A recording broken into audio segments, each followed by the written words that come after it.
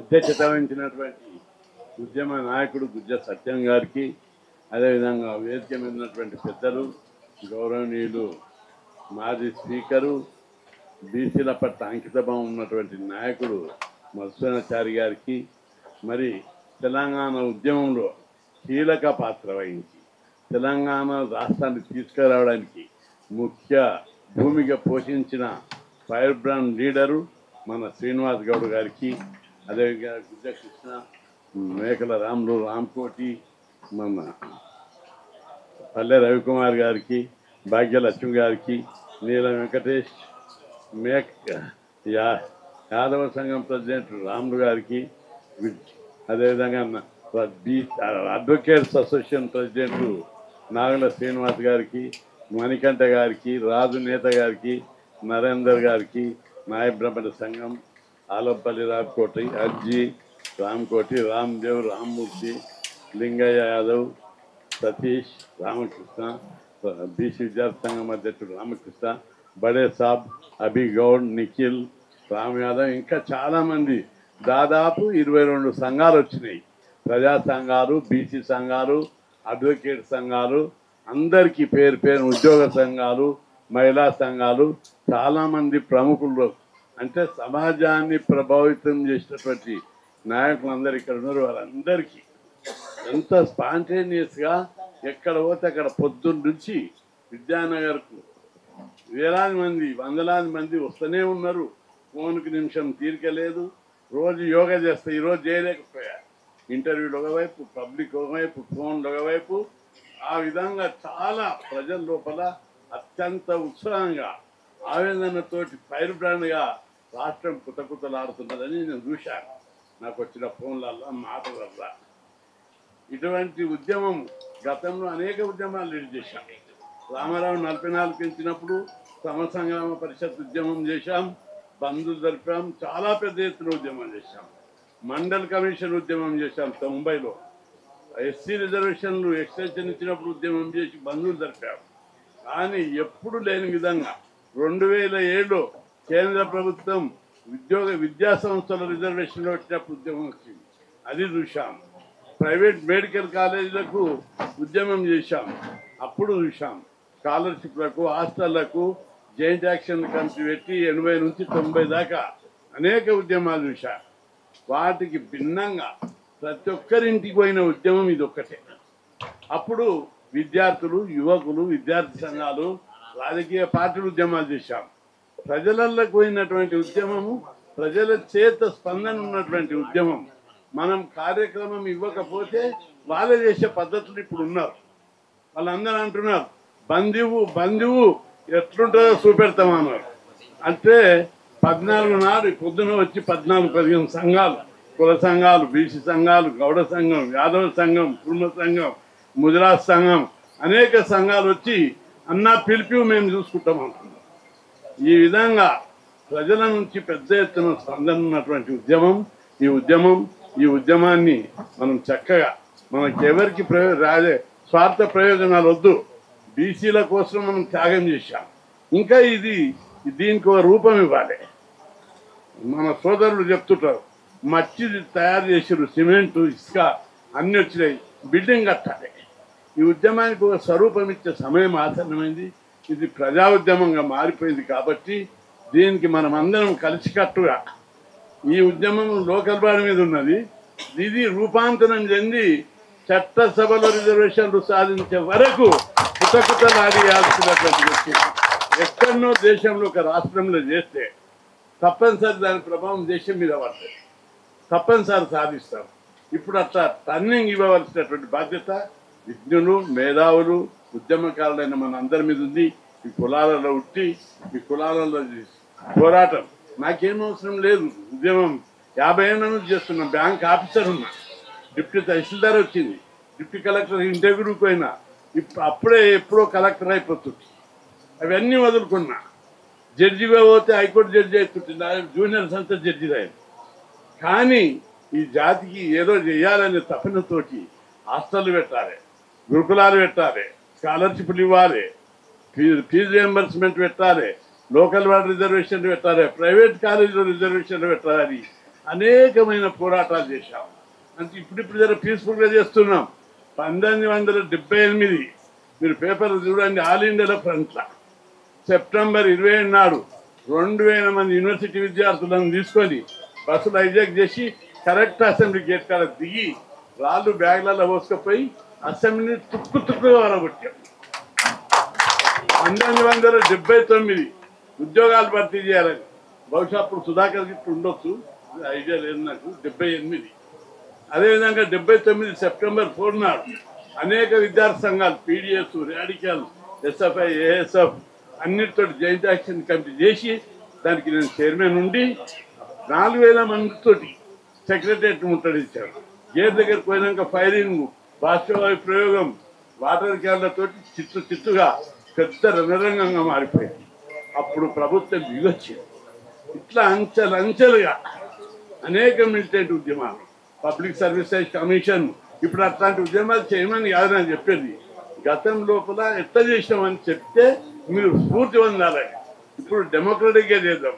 ఇప్పుడు ఇన్ని రోజులు హక్కుల కోసం పోరాడినాం, ఇప్పుడు ఆత్మ గౌరవం కోసం, అవమానానికి వ్యతిరేకంగా పోరాటం ఇది. కాబట్టి మనకెంత అవమానం జరిగింది ఇప్పుడంటే, మనందరం చీము నెత్తురు, ఒక్కొక్కరు నా కోళ్ళు చెప్తున్నారు, చీము నెత్తురు ఉన్నోడు ఎవడైనా ఈ స్టేజ్కు వ్యతిరేకంగా పోరాడాలన్నాను. ఎందుకు రాందా అంటే స్టే ఇవ్వడంతో ఏమన్నా మీనింగ్ ఉందా? సరే లోపాలు ఉన్నా ఆశయం గొప్పది. ఆశయం గొప్పది ఏదైతే ఉందో 42% దానికి ఎట్లు ఇస్తారు?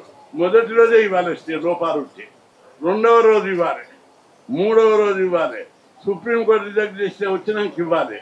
ఒక రోజు బిఫోర్ స్టే ఇచ్చే కంటే ముందు ఏమన్నది కోర్టు, ప్రాసెస్ స్టార్ట్ అయింది మేము ఇవ్వమన్నారు. ప్రాసెస్ స్టార్ట్ అయింది, అప్పటికి ఇక కాలేదు. అయితే తెల్లారి నోటిఫికేషన్ వేసినాక స్టే ఇచ్చారు. మన వాళ్ళు అనేక చోట్ల నామినేషన్లు వేశారు. నామినేషన్ వేసినాక అది వేయడం అంటే అన్నం ముద్ద నోటి కాడికి గుంజుకున్నారు. నోటికాడ అన్నం ముద్ద గుంజుకుంటే ఏంటిది? అది అవమానం. అన్యాయాన్ని 76 ఏళ్ళు సహించడం, అవమానాన్ని మాత్రం 1 నిమిషం సహించని జాతి మన బీసీ జాతి. కాబట్టి ఇది అవమానానికి వ్యతిరేకంగా పోరాటం. కాబట్టి బీసీ జాతి అంతా తిరుగుబాటు చేసే సమయం ఆసన్నమైంది. తప్పనిసరి. ఎందుకు స్టే వచ్చింది? ఇప్పుడు ఓ రోజు రిజెక్ట్ చేశారు. 32 మంది బీసీ సంఘాలు కేసులు వేసారు. వాళ్ళ వాదన వినలేదు, నోటిఫికేషన్ వేసిర్రు. నోటిఫికేషన్ అంక స్టే ఇవ్వద్దు. 32 మంది వాదన లేకుండా స్టే ఇచ్చావు. దీని ఉన్న బ్యాక్గ్రౌండ్ ఏంటి? దీని వెనుక ఉన్న కుట్ర ఏంటిది? దీన్ని ఎవరు ఆపిర్రు? ఏ రాజకీయ పార్టీ ఆపింది? ఎందుకు ఆపిర్రు అనే దాని మీద అందరు ఆలోచిస్తుర్రు.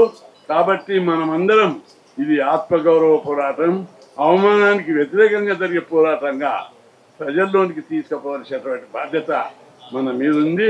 ఇది బీసీలను లెక్కలేంతనం. ఇది ఈ సబ్జెక్టును బలంగా తీసుకుపోయి ఎక్కడికక్కడ ఎవరికి వాళ్ళు ఉద్యమాన్ని ఈరోజు చాలా జిల్లాల్లో ఇప్పటికి వచ్చిన రిపోర్ట్ ప్రకారం 100కు పైగా సెంటర్లలో ధర్నాలు, ర్యాలీలు, కేకలు వేసుకుంటూ తిరుగుతూ ఉన్నారు. కాలేజీలు బైకాట్లు, ఆ కలెక్టరేట్ ముట్టడి, నిరసన ప్రదర్శనలు, చాలా చోట్ల పెద్ద దిష్టి బొమ్మ దగ్ధం, అనేక చోట్ల పెద్ద ఎత్తున జరుగుతున్నాయి. రేపు జరుగుతాయి.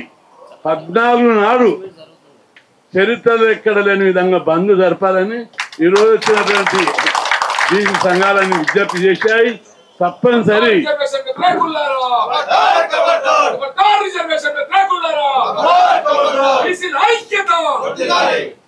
తప్పనిసరి ఆ రోజు బంధు చరిత్రాత్మకంగా గతంలో మండల్ కమిషన్ జరిగినట్టు, సమసంగ్రామ పరిషత్ అప్పుడు జరిగినట్టు, 2007లో కేంద్ర విద్యాసంస్థలకు స్టే వచ్చినప్పుడు జరిగినట్టుగా జరుగుతుంది. వ్యవస్థలన్నీ కూడా మన ఉద్యమానికి చూసి భయపడాలి. తెలంగాణ ఉద్యమంలో ఏ విధంగా అయితే మిలియన్ మార్చ్, ఏ విధంగా అయితే బంధులు, ఏ విధంగా అయితే ఊరికి టెంట్లు పడ్డాయో అంతకు మించినవి చేయాలని చెప్పి ఈ సభాముఖంగా మన వాళ్ళందరికీ చెప్తున్నా. మీరందరూ చాలా ప్రముఖులైనటువంటి నాయకులందరూ ఇక్కడికి వచ్చారు. వివిధ సంఘాల కోసం చాలా పోరాడుతున్నారు. నాయ బ్రాహ్మణ సంఘం కానీ, ముదిరాజ్ సంఘం కానీ, గౌడ సంఘం, యాదవ సంఘం, ఈ సంఘాల నేతలందరూ కూడా తమ తమ శ్రేణులకు చెప్పి ఉద్యమాన్ని వివిధ రూపాల్లో తెలంగాణ ఉద్యమం ఎట్లేసారు వివిధ రూపాల్లో ఇచ్చారు. అట్లాగే కొత్త కొత్త ఆలోచనలతోటి ఈ రూపాల్లో చేయాలి. మేము అందరం కూడా పెద్ద మనుషులందరినీ విడిచి ప్రతి ఒక్కరితోటి మాట్లాడి ఈ ఉద్యమాన్ని ఎట్లా తీసుకుపోదామని దీని మీద కార్యాచరణ నిర్ణయిస్తాం. పెద్ద ఎత్తున ఉద్యమం చేయడానికి ఇది ప్రజల నుంచి వస్తుంది కాబట్టి, ప్రజల్లో ఉంది కాబట్టి మనం దీన్ని ముందుకు తీసుకుపోవాలని విద్యులు నాయకులు చాలామంది ఉన్నారు. రెండవది పాత్ర కోను అందరికీ సబ్జెక్ట్ ఇప్పటికే తెలిసిపోయింది. ఉద్యమాన్ని మాత్రం మీరందరూ మీ క్యాడర్ వల్ల వివిధ రూపాల్లో దీన్ని ఎక్స్పాండ్ చేయాలి. తెలంగాణ ఉద్యమం అప్పుడు ఎట్లా చేసారు ఆ విధంగా ఊరికి వెళ్ళాలి, టెంట్లు వాడాలి, ధర్నాలు చేయాలి, ఎమ్మెల్యేలను గెరావు చేయాలి, ఎంపీలను గెరావు చేయాలి, పెద్ద ఎత్తున నిరసన కార్యక్రమాలు చేపట్టాలని చెప్పి మన శ్రేణులకు మీరు ఫోన్ల ద్వారా, మెసేజ్ల ద్వారా, ఇతర కార్యక్రమాల ద్వారా అందరికీ చెప్పి ఉద్యమాన్ని మండియాలని, అగ్గి మండించినట్టు మండియడానికి ప్రతి ఒక్కరూ మీ యొక్క పాత్ర తీసుకోవాలని కొంతమంది హాస్టల్ విద్యార్థి నాయకులు కూడా వచ్చారు. మీరు అందరూ మీ హాస్టళ్లలో పిల్లలకు చెప్పి ఈ ఉద్యమాన్ని విస్తరించజేయడానికి హాస్టళ్లలో 100 మంది ఉంటారు. ఆ హాస్టల్ పిల్లలతో ర్యాలీ తీయండి. ఆ హాస్టల్ పిల్లలతోటి మీ గ్రామాలకు ఫోన్లు చేయించి ఈ ఉద్యమాన్ని ఏ రూపంలో తీసుకుపోదాం, ఎట్లా అందరిని ఇన్వాల్వ్ చేద్దాం. ఎందుకంటే నామినేషన్కు తయారైనరు, క్యాండిడేట్లు తయారైనరు, రిజర్వేషన్లు తయారైనాయి.